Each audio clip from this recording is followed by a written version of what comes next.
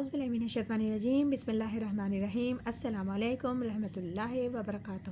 آج ہم سورہ بقرہ کا ترجمہ تفسیر اور خلاصہ بیان کریں گے۔ جیسے کہ کل بھی ہم نے 2 سورتوں کا ترجمہ تفسیر خلاصہ بیان کیا تھا، جس میں ارشاد ربانی ہو رہا تھا کہ بہکا دیا شیطان نے آدم کو اس درخت کی وجہ سے، نکالا ان کو اس عیش سے جس میں وہ تھے، اور ہم نے نہیں کہا تھا، رب العزت نے کہا آدم سے کہ مت جانا اس درخت کے قریب، اب تم اترو، تم سب کے سب اترو زمین پر، اور تم ایک دوسرے کے دشمن ہوں گے، تمہارے واسطے زمین میں ٹھہرنا ہے اور نفع حاصل کرنا ہے، لیکن ایک وقت مقرر تک۔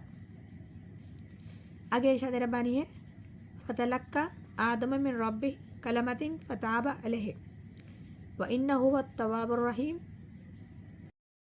پھر سیکھ لیے آدم نے اپنے رب سے چند الفاظ، پھر متوجہ ہو گیا اللہ اس پر، بے شک وہی ہے توبہ قبول کرنے والا مہربان۔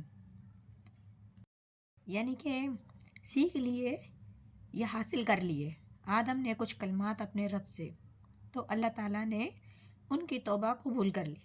اس کی وجہ یہ ہے کہ جب حضرت آدم علیہ السلام کو سخت پشیمانی ہوئی کہ یہ میں نے کیا کر لیا، مجھ سے خطا ہو گئی، میں نے اللہ تعالیٰ کے حکم کی خلاف ورزی کر دی، لیکن ان کے پاس الفاظ نہیں تھے کہ کن الفاظ سے وہ اللہ تعالیٰ سے توبہ کریں، کن الفاظ میں اللہ تعالیٰ سے معافی چاہیں۔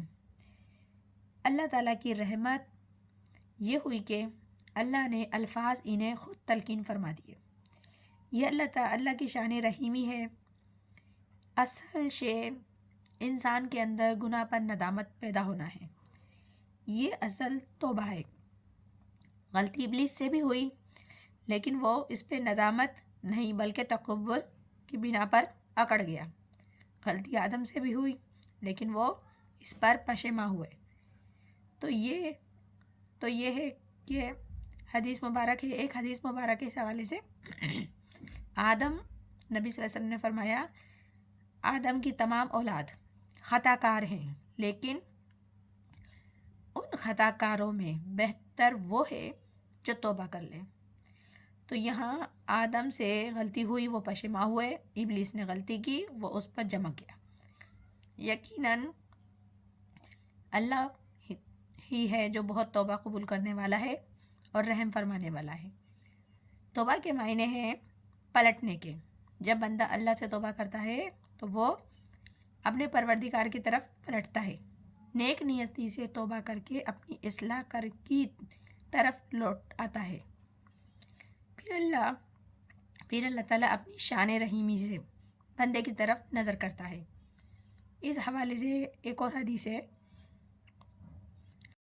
تم میری طرف بالش بھر آؤ گے تو میں ہاتھ بھر آؤں گا، تم چل کر آؤ گے تو میں دوڑ کر آؤں گا۔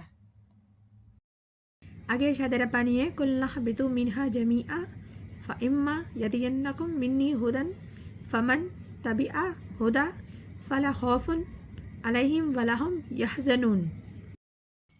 ہم نے حکم دیا نیچے جاؤ یہاں سے تم سب، پھر اگر تم کو پہنچے میری طرف سے کوئی ہدایت تو جو کوئی پیروی کرے میری ہدایت کی، نہ خوف ہوگا ان پر نہ وہ غمگین ہوں گے۔ یعنی کہ اللہ تعالیٰ نے کہا کہ اب تم سب نیچے جاؤ، سب کے سب زمین پر، اب تمہیں زمین پر ہل چلانے ہوں گے اپنی غذا نعمتیں حاصل کرنے کے لیے۔ یہاں تو تمہارے لیے نعمتوں کا دسترخوان سجا ہوا تھا، یہ اب وہاں نہیں ہوں گے۔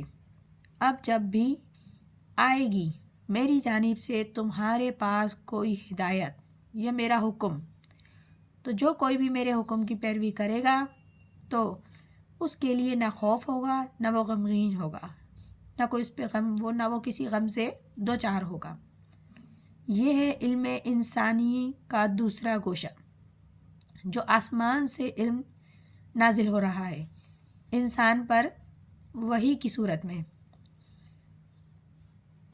اللہ تعالیٰ نے بتایا کہ تمہارے مقام خلافت کا تقاضا ہے کہ جو احکام ہمارے آئیں، جو ہدایت ہم بھیجیں تم کو، تو تم پوری طریقے سے اس کی پیروی کرو، اور جو کوئی بھی میری ہدایت کی پیروی کرے گا تو اس پر کوئی غم نہیں ہوگا، کوئی خوف نہیں ہوگا، یعنی کہ ان پر خوفناک واقعہ کوئی آئے گا نہیں۔ خوف ہمیشہ مصیبت کے واقع ہونے سے پہلے ہوتا ہے۔ یہاں اللہ تعالیٰ نے حزن و خوف دونوں کی نفی فرما دی۔ یہ سورہ بقرہ ہے جس کا بھی ہم نے 2 صورتوں کا ترجمہ تفسیر بیان کیا ہے۔ اللہ تعالیٰ ہم سب کو قرآن پاک صحیح پڑھنے، سمجھنے، عمل کرنے کی توفیق عطا فرمائے۔ آمین ثم آمین۔ جزاک اللہ۔